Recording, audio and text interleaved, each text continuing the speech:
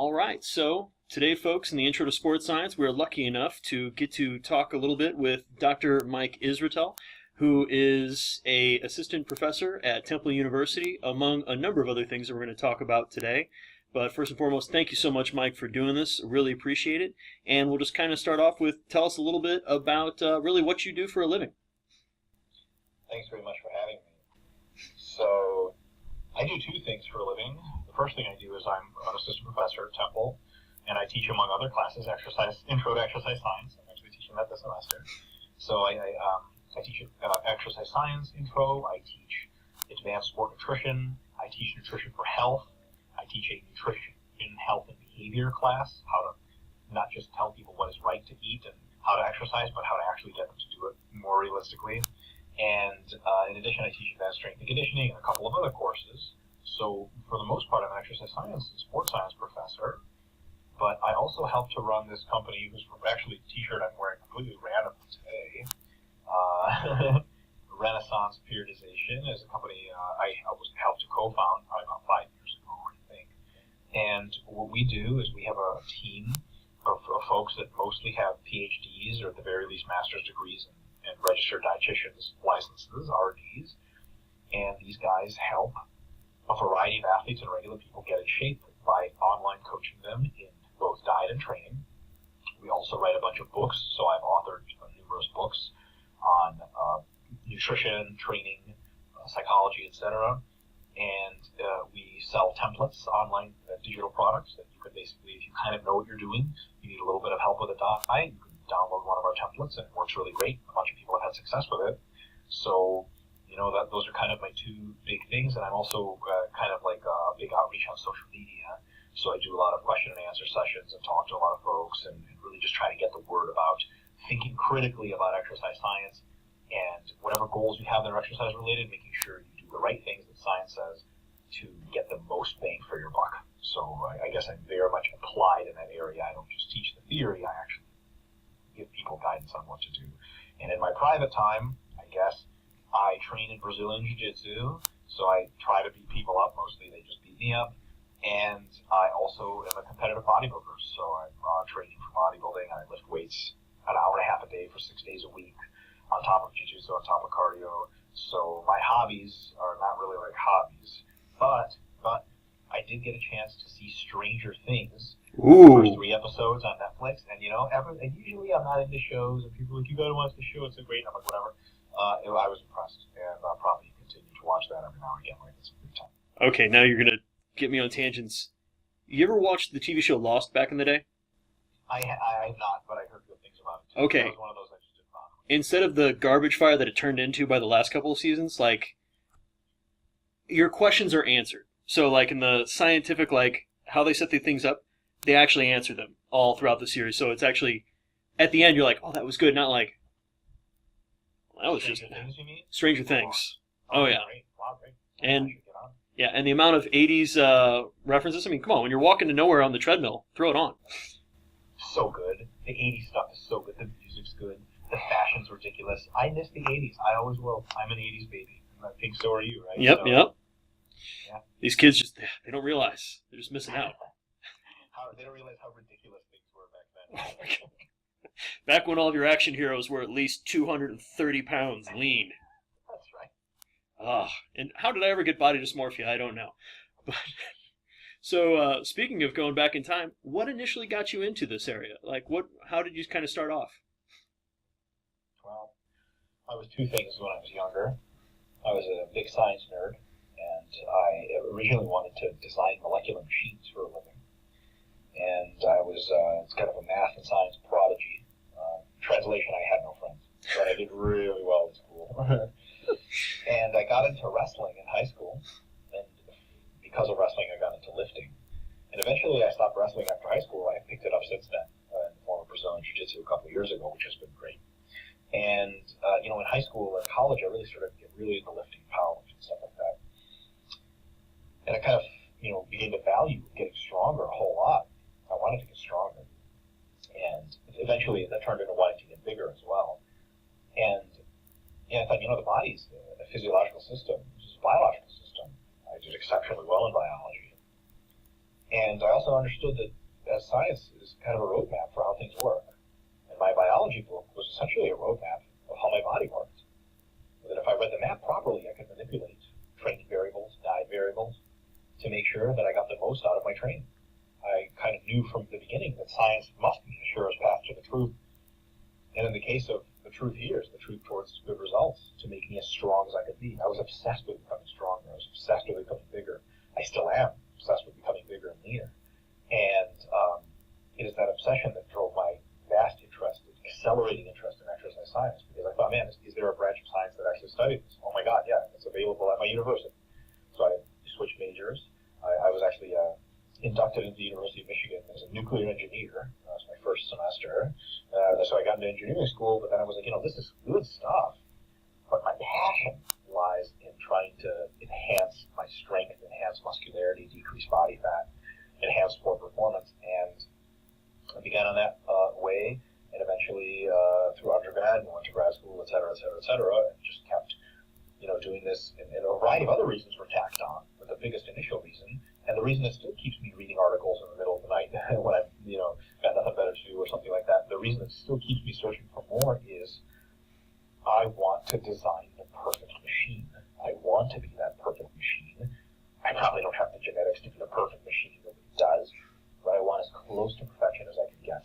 And I want to look back on my career in lifting, and in jiu-jitsu, and in everything else I do that's physical, and think, I engineered this as well as I could. I used all of the available evidence. I did a very good job. Wouldn't it suck to look back 20 years from now and think, not just that new science had come out, which you couldn't anticipate, but like even for the old stuff, you were doing things wrong in obvious ignorance of the right ways. It'd be terrible. You think of that one time you took second place and you're like, if I just studied more, I could have been better, right? So, that's kind of like, it's kind of the Iron Man approach to superheroes. Like, who is Iron Man? It's Tony Stark. He doesn't have any superpowers. He's just a guy who really likes engineering a whole lot. And he designed strength. He engineered it. And we can do the same with our bodies. We can engineer performance. And the more we pay attention in school, the better we do in class, the sharper we're going to be in being able to choose the right things. I see a ton of bodybuilders around me using tons of drugs to get the same effect that I see other bodybuilders doing with half the drugs. Why? Because bodybuilders that use half the drugs, they fill up the rest with knowledge. Because the other bodybuilders that use double the drugs do some stuff in the gym that's just so stupid you would never think. They mess up their nutrition, they could never think. Here's the irony, they even use the drugs wrong. So guys that are like, yeah, just lift weights, bro, you don't have to worry about all the science crap, they're going extinct. And the people that are inheriting all of the sports, slowly but surely, are folks that think. So if you're smart and you've got a passion for improving sport performance and improving health, then science and dedicating yourself to learning is the way you're going to be able to do the rest. And that's what's fueled me this entire time. Awesome. A lot of things I'm going to pick apart eventually, but we'll get there. Who do you kind of look up to in the field, or even not in the field, as kind of your inspiration or your peers? Well, so Arnold. We all started because of Arnold, I think. Speaking childhood of the 80s? Yeah. I read his book, Education of a Bodybuilder, very early. And he, a lot of the book was about him as a teenager, and I was a teenager. Oh boy, you have it back there? I think I've got it at the house. I was like, do I have it in the office? I had it in the office when I was in Kansas. I think I left it at home this year. There you go. So and that book, had a lot of stuff in it. It was a little wonky, it was a little out of date, but the book is called The Education of a Bodybuilder. He thought about training. He didn't just train. And he was never really satisfied with, he was great at taking advice, but he was never satisfied with having a coach in the sense of someone who offsets all the thinking for you. He wanted to know. And that got me thinking. I got into some high-intensity training stuff, which I'm not proud of. Who is your Arthur Jones or Mike Mentzner? Well, Mike Menzer, right? Because Mike Menzer, of all of his faults, and I would be the first person to enumerate them, he thought. He was convinced there was a logical structure, which he unfortunately made up entirely and got completely completely wrong, but he was convinced there was a logical structure. And I respected that. Later on, I started, reading more literature, and eventually I found out about Dr. Mike Stone, who I had the very distinct pleasure of studying under for my PhD at East Tennessee State. Mike Stone is a guy that, I have like 3 or 4 publications. Some people who are considered very prodigious researchers have 50, 60 publications in the formal literature. Dr. Stone has over 250. This is a guy that knows so much, it's baffling. He's been the head exercise physiologist at the U.S. Olympic Training Center. He's been chair of sport at Edinburgh University in Scotland. He's trained Olympians. He's done it all. Mm-hmm. And I used to just bother the living crap out of him by going to his office and asking questions. And I'm sure he hated me, but I learned a ton. And Doc is one of those guys that, back in his prime, raw, squatted and deadlifted 727 pounds. And, had rep numbers that were even more impressive. I remember one workout, he said that the best workout of his life, he did back squat, high bar, 550 pounds, 250K. So 550 pounds for 5 by 10 in the morning. Front squat, 396 for 5 by 10 in the evening. Both of those, I guarantee you, I'll never hit in my development.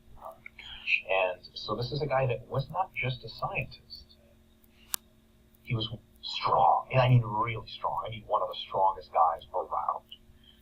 And that dual ability, because a lot of people are good with the science stuff. They can put on a lab coat and have a notebook and make studies. Some of them are not very relevant because they have no grounding in what's actually going on. Your ability to generate hypotheses when you're not in the gym training is not very good. When you ask what do we want to study, anyone who trains in the gym, even if they're not a scientist, can tell you about 50,000 things they'd love to study. But someone who doesn't train in a gym actually runs an exercise science lab could be like, I don't know what we want to study. Well, of course you don't know because you don't train. You don't have any impetus to do anything. So to me, I've always looked up to individuals that were both the practical and the applied. Nowadays, I look up to people like Brad Schoenfeld. And more than look up to Brad Schoenfeld, I look to Brad Schoenfeld and his associates because they're producing some of the best literature around. They're asking the right questions because they do train themselves, and they've been for years, and they're doing research that's answering fundamental questions in exercise and sports science. So those are the folks that I look up to in a really, really big way. And I've got other scientists I look up to for other reasons, but that has, more of like inspirational kind of thing. Mm-hmm. One of the guys I've read a lot about, way too much on Wikipedia, is Edward Teller. He's, in a technical sense, you could make an argument that he's the most powerful human of all time, because Edward Teller designed the thermonuclear bomb. It's called the Teller-Ulam design. Stanislav Ulam was his associate, who probably did a little bit less of the work. But can you imagine, just sitting on a plane next to someone, and you're like, oh, so what do you do? And they're like, oh, I'm a scientist. And they're like, oh, like what kind of stuff do you do? They're like, I designed the single most powerful thing the human race has ever built. Okay, it's just inspiring to me, not in the sense that I'm pro-war or anything like that, in the sense that someone can use their brain and use science to make that big of a deal.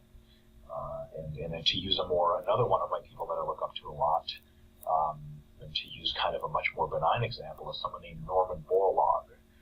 Norman Borlaug was one of the first researchers on the genetic manipulation of various wheat products and rice products to give them the ability to withstand temperatures of various degrees, to grow in fields with much more pesticide use because the pests were a huge problem, or to make sure to grow with less sunlight, less water. And Norman Borlaug, with his research institute, he died relatively recently. He was like 100 years old or something insane. And almost no one's ever heard of Norman Borlaug, but Norman Borlaug's research and direct work on expanding crop yields probably allowed about 1.5 billion extra people to live on Earth.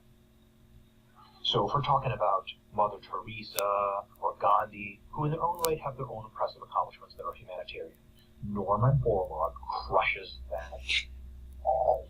Mm-hmm. Literally, I want to see a death match. I'm just kidding.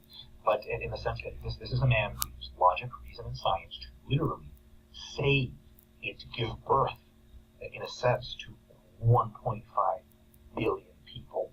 So anytime you do a very good thing of giving charity, if you walk by someone who needs help, or you give to a donation, you give $20 here and there, just remember Norman Borlaug, because that is a man who I think deserves our respect. And that's the kind of thing when you wonder, how am I doing as a scientist? Am I productive? If you ever want humility, you just talk about Norman Borlaug. Oh, God. Now you're talking about pull out a meter stick, and can you find the nanometer? Because that's where you're at. Exactly. Ay. So, digging into the folks that you kind of brought up, what do you think is the most important thing that you learned from really, like, Dr. Stone, like the people that you directly worked with when you were being essentially going through your PhD, your master's, and so on? What, the technical concept? Or what career? Life skills and otherwise. Whatever you feel, whatever comes to mind. Your answer, so there's no wrong answer. I learned almost all my sports science from Dr. Stone, so the answer would have to be sports science.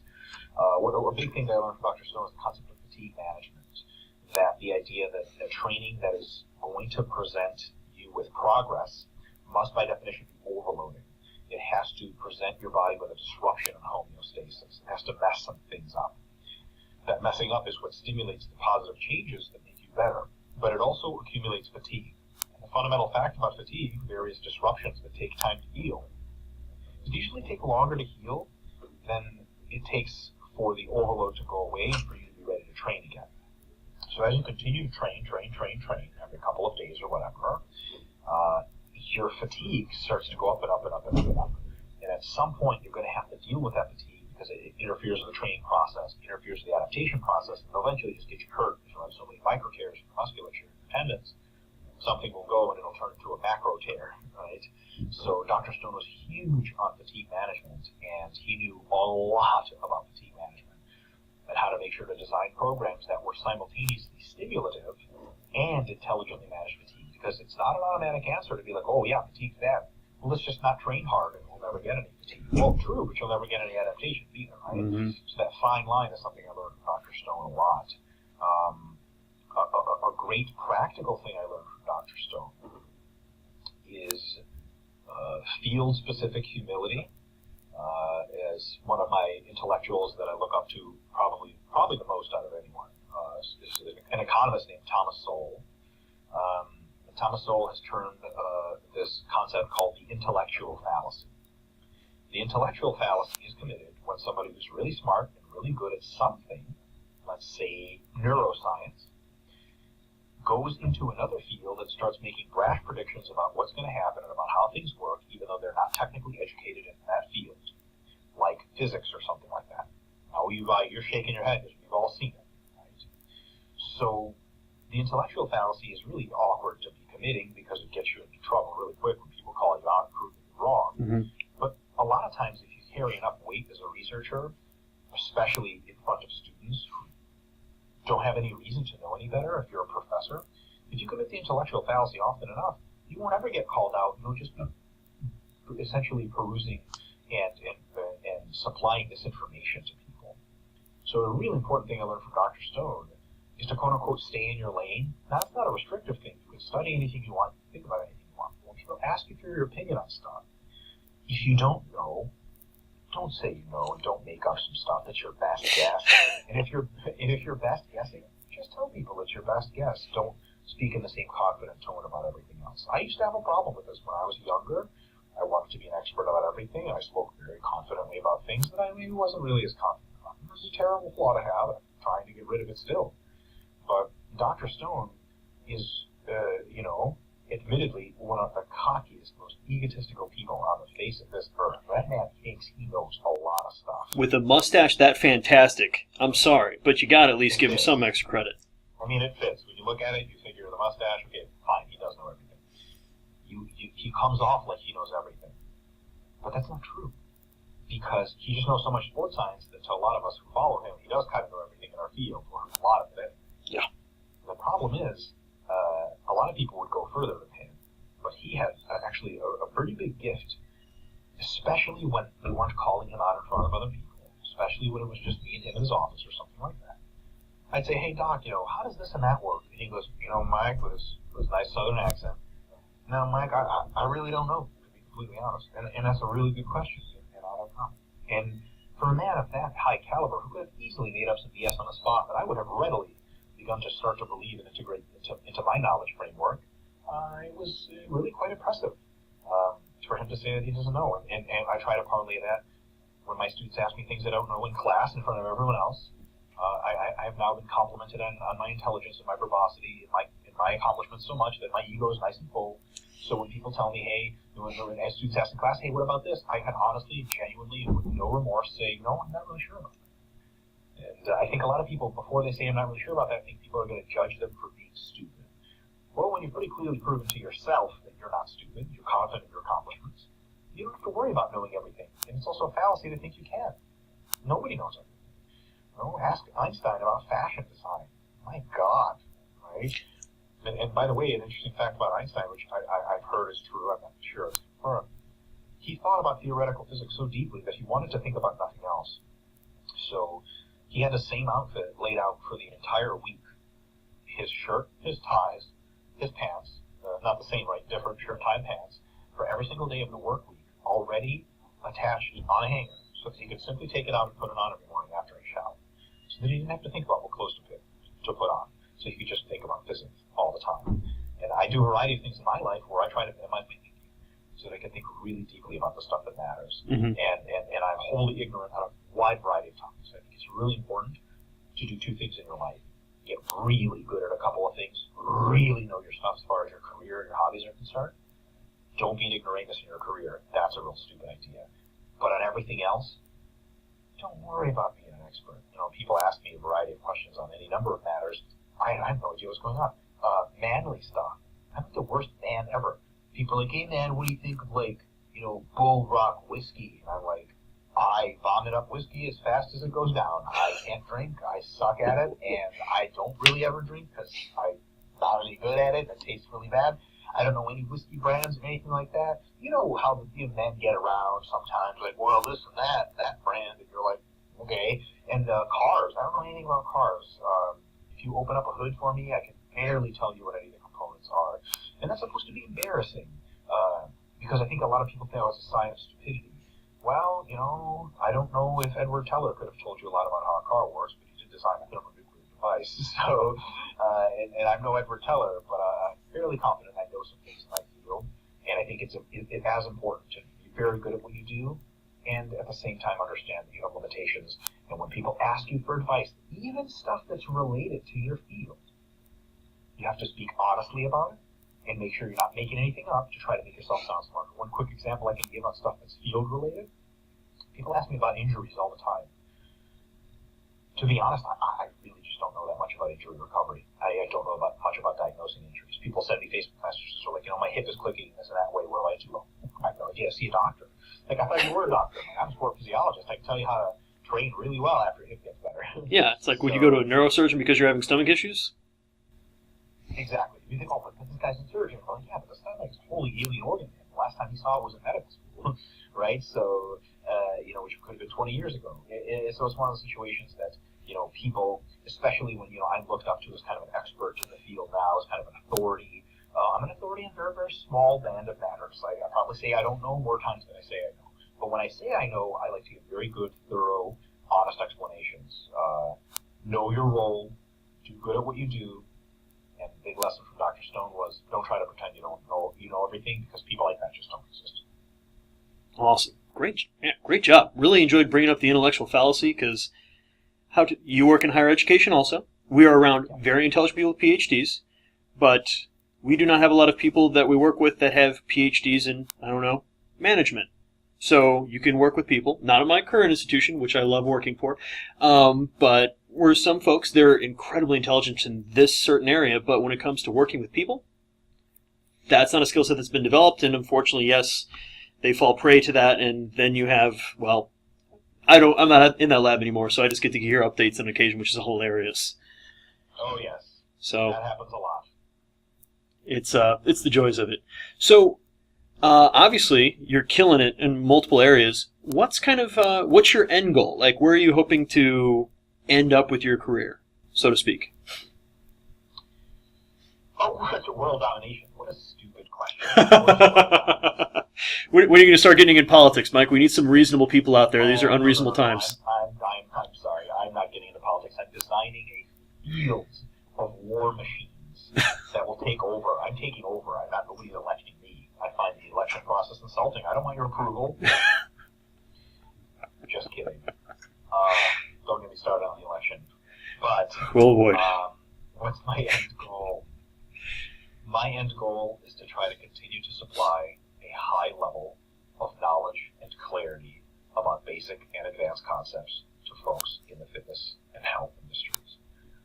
I want to be, very egotistically in my darkest hours, the person on people's minds and on their lips when they say, man, all this exercise, all this crap, and eating for health, and where the heck do I find good research-backed, sound advice that actually works? And someone goes, you should check out Mike Israetal's stuff.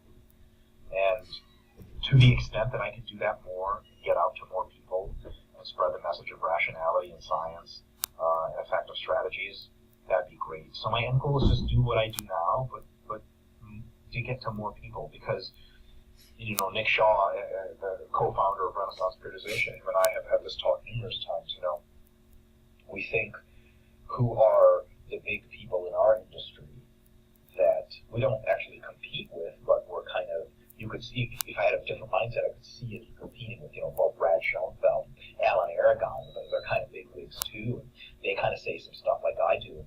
Well, I say it better, or they say it better, and I'm pissed. So that's all nothing, because our total bandwidth that myself, Brad, Alan, Eric Helms, all these guys occupy, Food Babe would stomp us like Godzilla's gigantic foot and you'd never see us again. I was, sorry, not to swift boat it. My cousin's a cross-country coach for Southeast Missouri State. His kids had a meet in Louisville real close by, so I went and had dinner with his kids, and they're talking about some Instagram celebrity of how they're touting the 5,000 calories a day diet from bananas as in the female, and this is how she's staying lean, and I'm Banana just... Girl. I know Banana Girl. I know who it is. She's Australian. Oh my God, and that's where, and I if I haven't said it enough already before we record, but I really appreciate the fact that you guys are being the light in the darkness, because my God, anytime I actually stick my head into social media and I'm like, oh, that's what the kids are, okay, we'll squat every day to failure, okay, sure, that's how the body works. Yeah, just...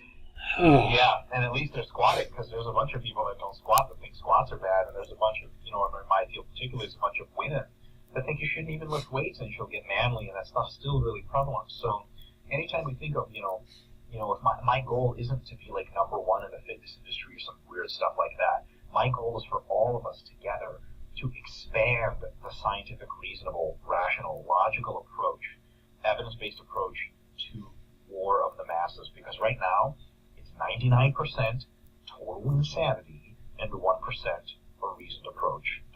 My big goal, so what you asked originally, is however it happens for me to be a part of the push to make it 2% or 3%, or maybe 10%, and that would be crazy. Yeah, because at the end of the day, we only have a finite amount of bandwidth, and some kid who's 15, 16 looking to put on mass, or some girl that's looking to get in shape, if they just Google...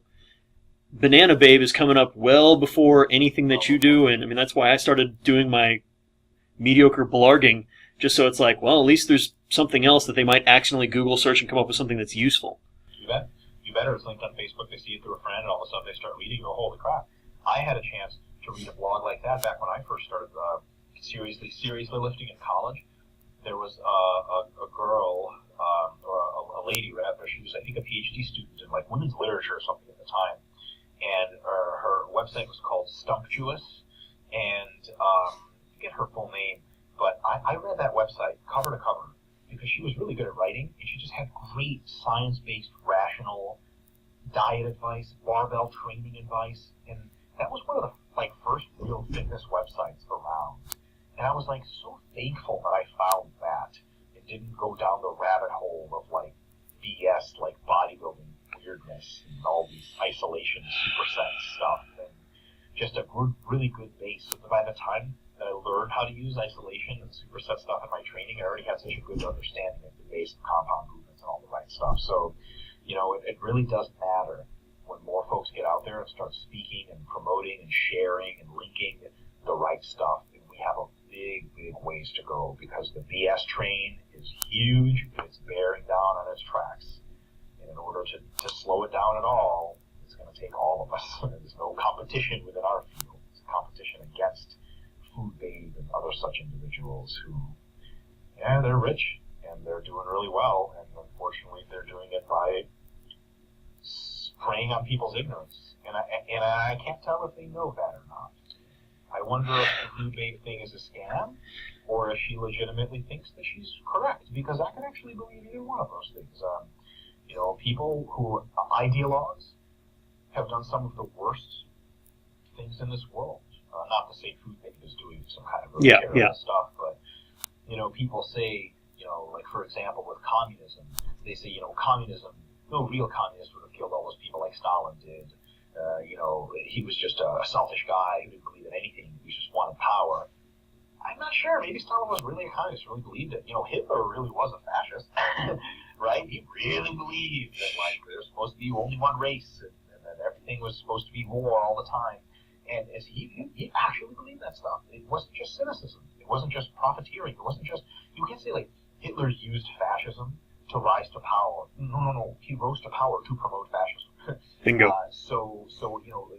With taking and I'm not saying he's anything like Hitler. But Way to Fox News this, Mike. That's right. But ideologically, maybe her and her ilk really do believe what they're saying. And I can't tell if that's better or worse than just scam artistry. Mm-hmm. Because scam artistry has a big advantage to the rest of us. Once it's exposed, the people that have been subscribing to it tend to find themselves off in the woods, walking around lost, wide-eyed, and us science folks can come up to them and say, you've had your moral compass really shaken. Come to us, see the truth. But if someone is actually a true ideologue, they're never going to let up, and their followers are going to be real hardcore believers. So, the Dr. Oz thing, when he was brought in front of Congress or whatever, he had to admit under oath that he was exaggerating for profit. That hurt him. That hurt his outreach. But a lot of these folks, I'm not so sure they're even scam artists. Mm-hmm. I hope they are, kind of. Yeah, it's what's more terrifying, the idea that they're purposefully, essentially lying to people for financial gain, or the fact that, like a cult leader, they actually believe this is the truth, and that they are the way. And then by no means clear which one of those is better. Yeah, we're it's not choosing between apple and oranges here. But you want anthrax or do you want okay, no, we'll not go there. But yeah. Poison. Totally. Yes. So if someone wants to get into your area, both either academia or obviously in the, fitness, wellness, performance area, what would be your advice to them kind of getting into the area? And I think you've already touched on it before, but I'll have you kind of reiterate if you don't mind. I just gave some advice like this through a series of jokes and harassment, which is really kind of how I teach class, to students. Today, ironically enough, people tend to overvalue the impact of having connections and making relationships. Not to say that they're invaluable, and undervalue the productive nature and their knowledge and how good they are at what they do. And if there is a sequence to those things, here's the sequence to success. First, you get razor sharp at what you do. And for folks in an undergraduate class listening to this, learn as much as you can. Do your best on the tests. Learn everything. Get as good of grades as you can in every single class, and especially in the exercise science classes. Because to me, if a student comes up to me and asks for some kind of connection to an internship, hey, Dr. Israetal, I heard you know Chad Wesley Smith and he has a Juggernaut Interns program. Would you recommend me? If you were an A-plus student, I know that you're some kind of sick perfectionist and you want to know it all. My recommendation comes to you without a thought. I had a girl actually at Temple University ask me about internships, and I was like, I guess I can use her name. It's not remotely insulting. I said, Tara, you never got a single question wrong in my class. Who the hell else would I recommend for this? Like, that you are the kind of person that people are looking for to fill every conceivable job. Can you imagine if you were employing someone in any job and you realized that they were the kind of person that did everything that they started doing really well? I mean, is there any other job qualification that matters at that point? Like, it doesn't. And how do you get to doing stuff well? Well, you study a lot, you learn a lot, you immerse yourself, you do incredibly well in school, you learn as much as you can. Well, once you've done that, then it's a good idea to reach out and start connecting with people. But for undergraduates who want to follow in my footsteps, the connections are as easy as look up the researchers that are doing the kind of work you like, look up where they have graduate schools, see if there's a master's program, send in your application. That's it. And then you get in a master's program, all the connections open up for you anyway. I'll tell you, you guys, a quick little story about someone that worked in the restaurants who... Signal coming in okay? Yeah, it's just breaking up for a second. Okay. We Okay. good now? Yeah, I think we're good to go. Okay. So someone at Renaissance, the company that I co-founded, who is now, is off to an incredible amount of success. This is a person, financially incredibly well off now, and more and more as the future continues. And this is a person who didn't really do a whole lot of networking at all. So her name is Dr. Jennifer Case. You probably met her in Central Missouri. Yeah. What Dr. Case did is she is a very sweet girl, is a very awesome person. She just doesn't, she's not super outgoingly social a lot. So she didn't really reach out much to people and tell them how awesome she was. And she didn't hobnob a lot of these little, parties after, the conferences and stuff, though she went to the conferences to listen to the presentations. When you figure, someone like that, but who's really talented, she's just not going to experience a whole lot of financial success and a whole lot of career success because she's too introverted. Well, when I met her at work as a professor at Central Missouri, since then I've left to come to Temple, when she told me about her qualifications, because I asked her, I was like, what? You're a real person? This is a mixed martial arts world champ, multi-time jiu-jitsu world champ, has a PhD in nutrition, is a registered dietitian, former professor of exercise and sports science. It looks like some kind of sick joke. Like it's some kind of resume you would draft as a joke of like, this is like a superhero basically in our field. So she had all these unbelievable qualifications. Do you think I spent a second wondering if it was a good idea for me to try to hire her for our company to make lots of money coaching tons of talented people? I didn't think about it for a split second. I was like, you are coming with us. Not because she schmoozed us or hobnobbed or anything. She did none of that. She was just that good. So my biggest advice to people who want to be successful, build up your arsenal, right? Because when you have enough things going for you, when you know enough, when your grades are good enough, when you've been through internships and work experience, and the people who have managed you, when people call them and ask them how you were, they were like, you know what? Jim was just a pleasure to have around. He did his work so well, I honestly don't want to see him go. When people say that kind of stuff about you, all you have to do is just the bare minimum of networking, and you'll have everything coming to you that you've got coming to you. Be good at what you do, because all the hobnobbing in the world, all the socializing, all the networks, all the connections, are just a way to expose how much you suck at everything. If that's all you do, don't invest yourself into anything else. We've had people send us lots of resumes to work for Renaissance Periodization, and they've asked, can I work, right? You and I have had conversations about potentially getting you on. And by the way, I'm very excited about those conversations. If you would like to start them up at some point, we're all super busy for sure. Yeah. But I've had other people, not nearly qualified like you, hit us up at Renaissance and be like, hey, I'd like a job. And we look at their resume, like, why are you even asking for this job? Do you find yourself remotely qualified for this job? I sure hope not, because we don't trust you with our clients. We think maybe you're a fine person, etc., but would you really find it's like me applying for a job in nuclear reactor design? Oh, I'm a good person, I'm real smart, but I don't know what the hell I'm doing, right? So, and they think, man, and they say, I've had people on Facebook actually ask me, well, how do I get to the level, and how do I work for Renaissance or something like that. And I said, yeah, easy. Be a high-level athlete and have a PhD in sport performance or have a registered dietitian's license. So they're like, I don't have my undergraduate degree yet. I'm like, yeah, you're going to have to go get one of those, right? So accomplishment, achievement, being awesome at what you do, that's what's 90% of getting you ahead. Is it a good idea to work on 10% of the networking, presentation, getting your name out there? Yes. But it's all in that last sentence, getting your name out there. What are you getting out there? What's the content of what you're getting out there? Because presentation is big, right?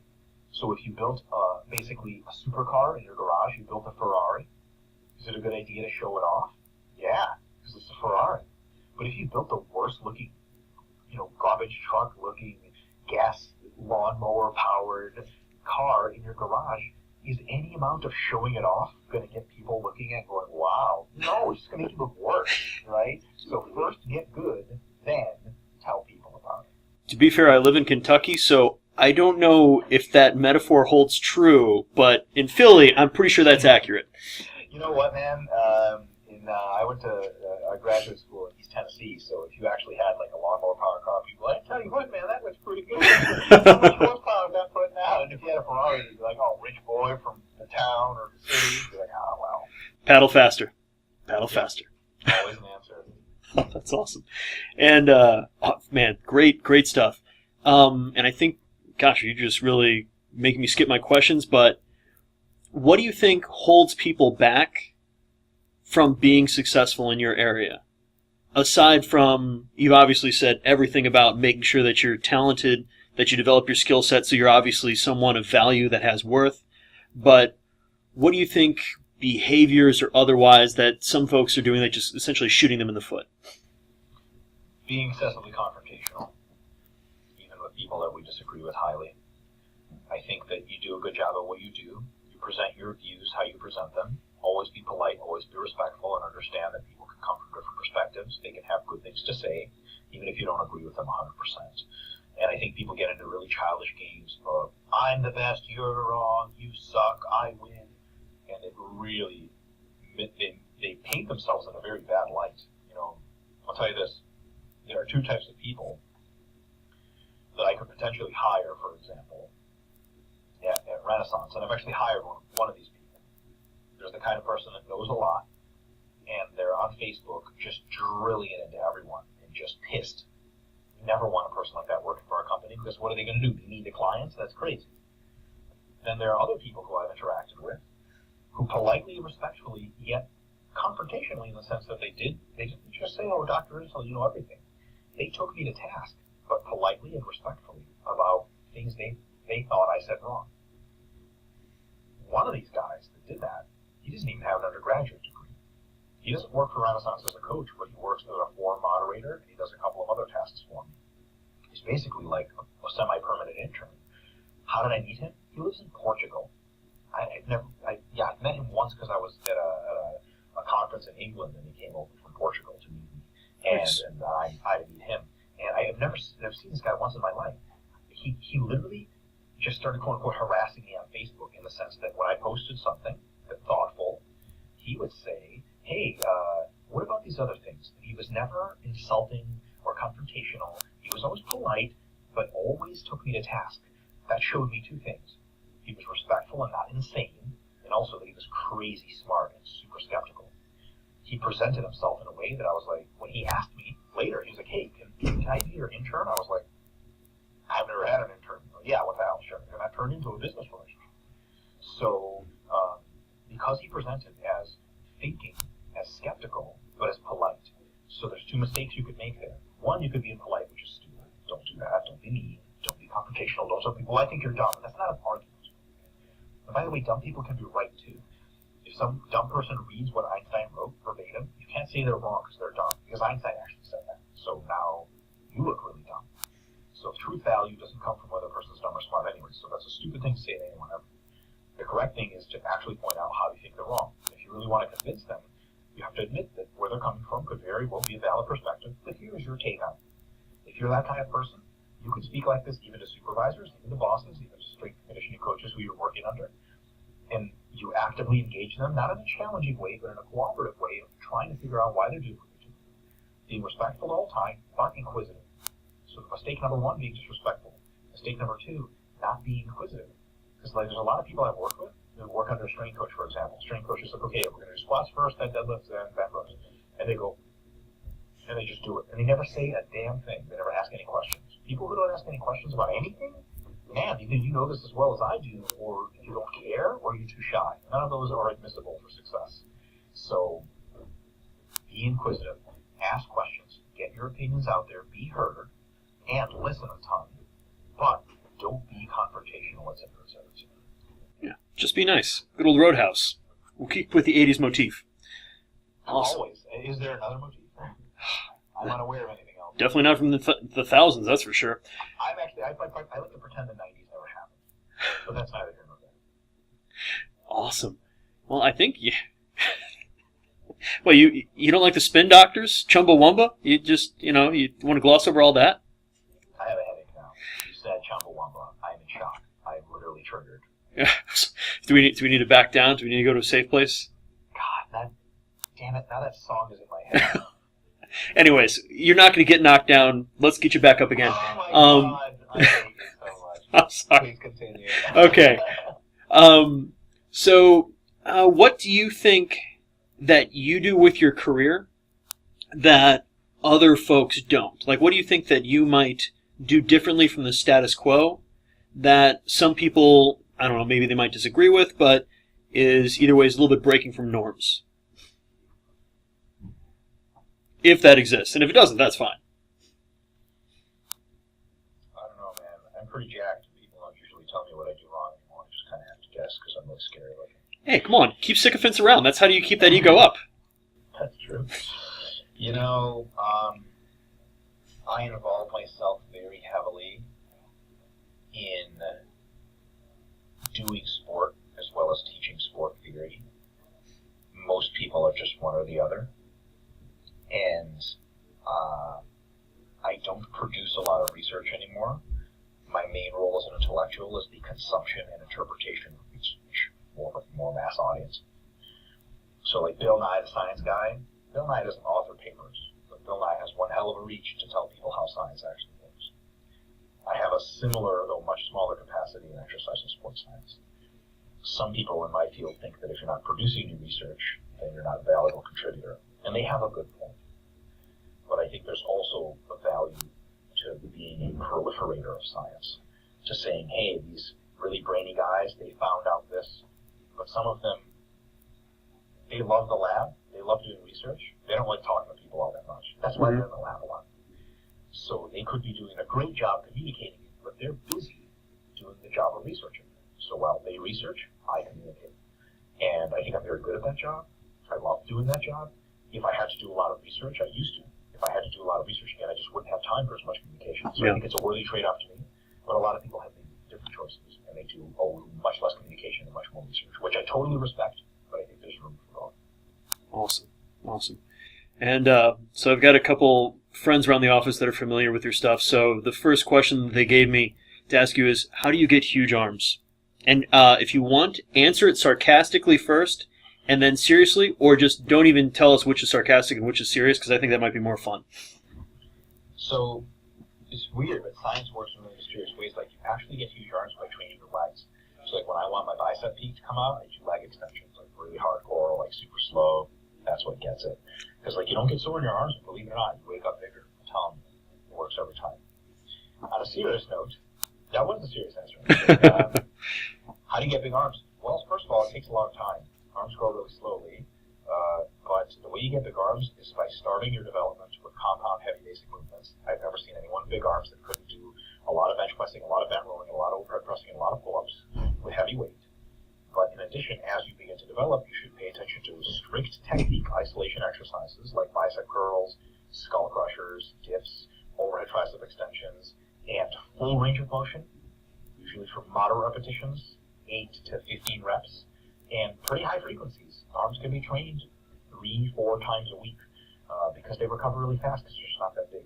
So I think a lot of people make a really big mistake of doing arm day, like they do biceps and triceps once a week. You can do biceps and triceps like at least 2 or 3 times a week and really benefit. In my own development, when I started training arms more frequently, that's when they really started to blow up. So that would be my big tips. Awesome. And then, what's your thoughts on the relevance or lack of relevance of fiber type specific training? So there's not a lot of direct research on that, but I'm a big fan of using cursory research and indirect research, as well as theory, to predict things that science hasn't yet researched, but do our best job while we still don't know much. So, when the initial folks that launched the first rockets, for example, didn't know much about stratospheric winds, they knew some things that were studied from air balloons, etc., that indicated that probably things were going to happen like this. And some of them were wrong, but they didn't just choose not to guess at all. They just used their best guess.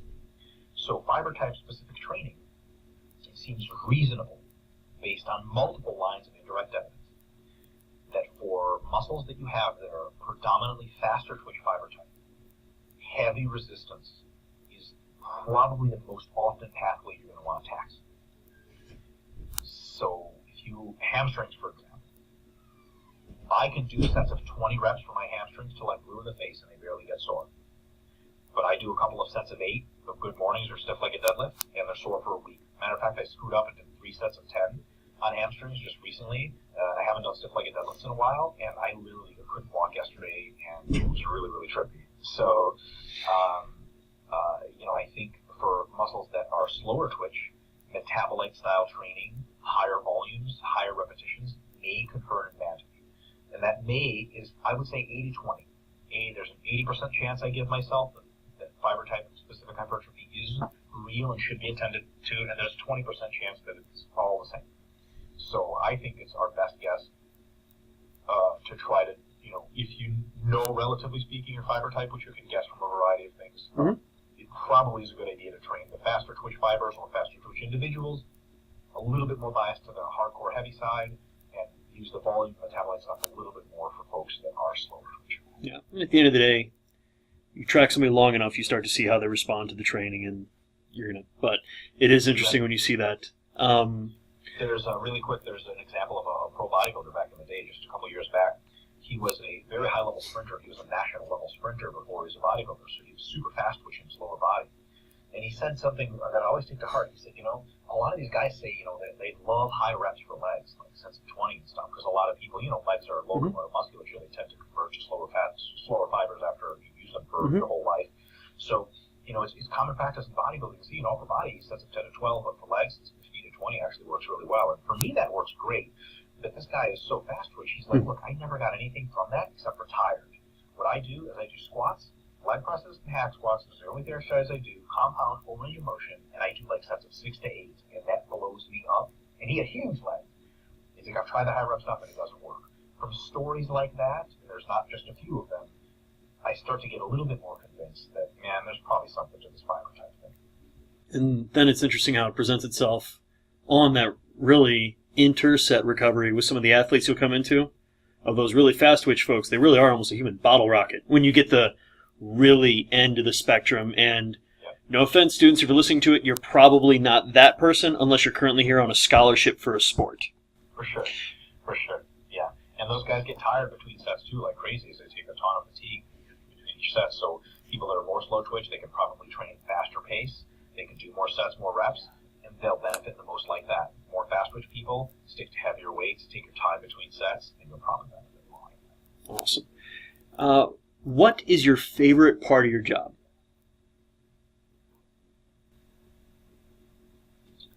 Finishing new products for Renaissance periodization. When I write a whole book, I've done it. When I design a new set of training templates and I'm looking at this product, writing them, making them is itself just amazing. But having the finished product, putting the last finishing touches on it, oh man, there's just so much pride there, and you think, man, I really did something good. I really made something that's going to help people, and damn it, it looks beautiful, and man, am I proud.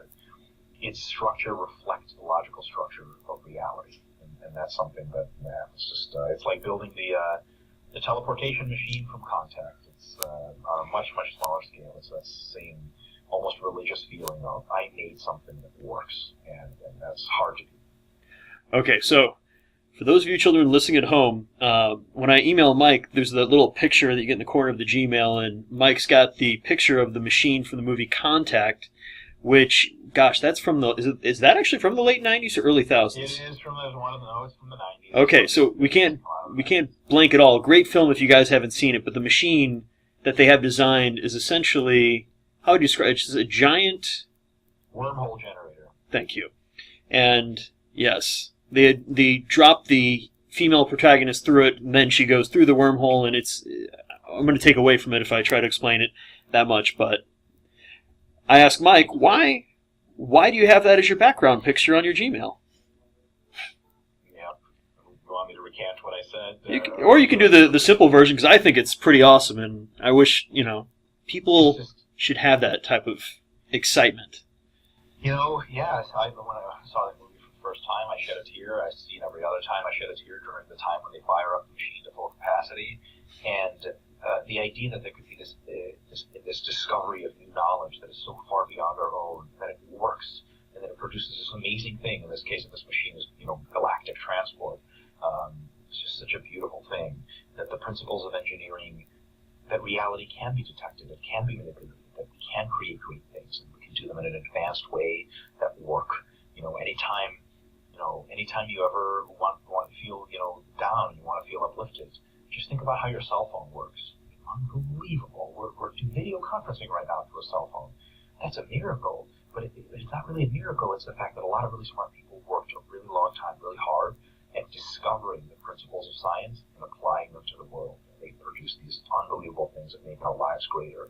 If someone in your family, God forbid, is sick or something, they go to a hospital. And what is in the hospital? It's just a bunch of machines. Machines designed to save lives. That is so inspirational. I also tear up. This is really weird to admit. I get verklempt. I get emotional around like MRIs and CAT scans. What a preposterous idea. We're going to look into the human body. Can you imagine Abraham Lincoln getting shot and then getting teleported to modern day hospital? I mean, they would have just taken the bullet right out. He would have been fine. You know what I mean? Mm-hmm. It'd be like, what's this machine you're putting me into? Like, well, this machine sees through your whole body. What? That's nonsense. Like, it's not nonsense. Advanced science. And when I saw that scene in Contact with that space travel machine, it's just like one of those things like, wow, if I ever get to see anything like that, I would just be in total awe. Gosh, I can't remember the quote exactly, but was it, if you go back in time and you show higher technology to people then, they'll think it's witchcraft or something along those lines? Undifferentiable from magic. Thank you. And it's just sitting in a room that's obviously artificially lighted, that happens to be temperature controlled via a number of different feedback mechanisms. The fact that I've got my dinner, which I'm excited for, sitting in a fridge, which is not spoiling because it can be cold, and then I've got a machine that can heat it. And you're right, we get, just like having the access to all of human knowledge at any given second, and just, I wonder what's new on, what's on my Pinterest page now or otherwise. Yeah. All thanks to science, all thanks to people going to school and studying really hard. That's what it all comes down to. Exactly. Awesome. And then kind of the last little question is, one of my students was wondering, what do you do for fun? Fun is not for the serious professional. I totally get it. What do I do for fun? Well, I watch a lot of really crappy stuff on Netflix. Don't talk about Stranger Things like that. I'm already excited for season 2. Totally. No, you're totally right. And Stranger Things is good, but I've only literally started watching it last night. So, but I watch my roommate and I watch a lot of like Steven Seagal films like that he's made recently. That's terrible. Okay. That's really fun. We just like sit there and make fun of them. I watch every Justice League cartoon that has ever come out repeatedly. Huge Justice League fan. I love the Avengers stuff too, but Justice League is a little bit more for adults. And I'm a huge Dragon Ball Z fan. I don't even watch Dragon Ball Z anymore because I already saw all of it like 10 times. But for fun, I really like to watch movies, TV.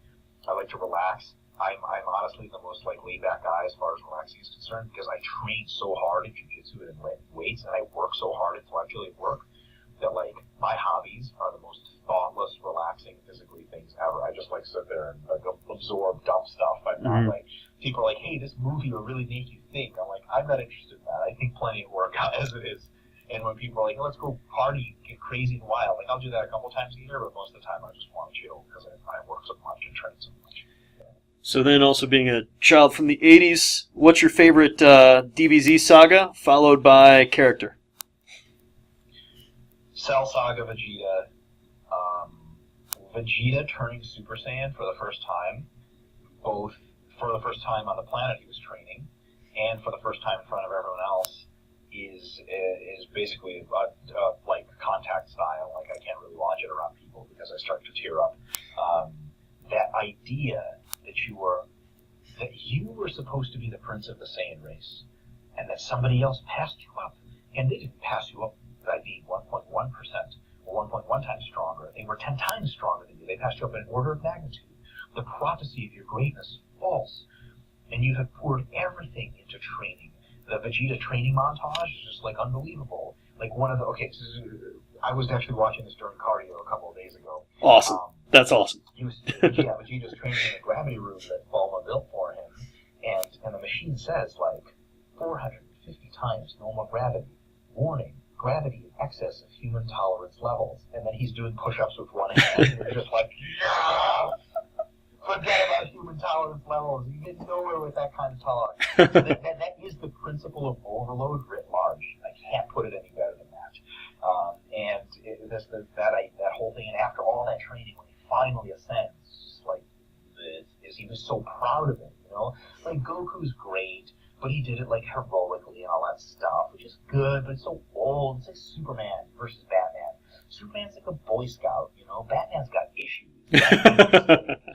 It's just Vegeta's got it. Vegeta and Batman are great friends, but it's that idea that he had trained so long, he thought so much that he was supposed to be there, and he finally got it. I just could never get over that. And when he beat up Android 19, oh my God, loved it. But anyway.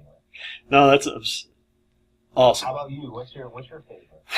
You know, it sounds funny, but sometimes it's actually more Bardock, of all things. Yeah. I enjoy that one. Just that final scene of like, you know what? God, what was it? In the end of the day, we're all going to die, you know? So I just kind of like that, like, you know, he's looking up and he's like, he knows he's going to lose, but he's still going to go as hard as he can at the end. And that's like, yeah, like, that's... Let's do it. Dragon Ball Z is awesome. Oh, exactly. People like, why does everyone who trains watch Dragon Ball Z? They're like, watch Dragon Ball Z, you'll find out. Oh, yeah. And then think about the idea of turning Super Saiyan, how awesome that would be before a heavy set of deadlifts. Like, if I could just rage out enough and then go for it, that would be amazing. Anything else that you would want to talk about, or that I haven't asked you about that you're kind of excited about, or anything that you're excited about in the field right now that's kind of on the up and coming? I don't know if it's anything that's going to be super interesting to your students. Learning a lot about nutrition and health and sustainable lifestyles and stuff like that. But I guess I just kind of would love to leave off with a piece of good advice. Don't take your work too seriously. Leave some time for fun. Have fun, relax, be yourself. Spend time with friends, eat tasty foods, all that stuff. But make sure that while you're doing all that stuff in your free time, work. Work your butt off. Grind. Create. Learn. When you do enough of that, you'll have a lot of really good things later in your life. There's the story of the parable or whatever of the ant and the grasshopper. And the summertime, and the ant spent most of his summer. Oh. And you were just talking about the ant parable? So the ant and the grasshopper. The grasshopper spent most of the summer when there was tons of food and stuff around, lodging around, eating the food, not really building up any kind of supplies, not reinforcing his house, while the ant spent a lot of the summer making sure to store up food, build up the house, etc. And then when winter came, of course the grasshopper was screwed, and the ant had so much of everything that he invited the grasshopper to come stay with him. When people ask, how do you become successful? The answer is, I wasn't always successful. How did I become Dr. Mike Israetal with all this success and quote-unquote internet fame? Because when a lot of other people went home, I stayed at the graduate laboratory at East Tennessee State, and I studied, and I read, and I read, and I read, PhD until I was blue in the face and couldn't see straight. And after that, I trained and I trained and I trained. And a lot of people took days off and a lot of people took vacations here and there, but I didn't. You get better by training yourself, both intellectual and physical capacity. You want to be good tomorrow, train today. Invest in yourself, and then life is great. If you want to have only fun now, enjoy it. Awesome. Well, thank you so much for coming. I greatly appreciate it, Mike.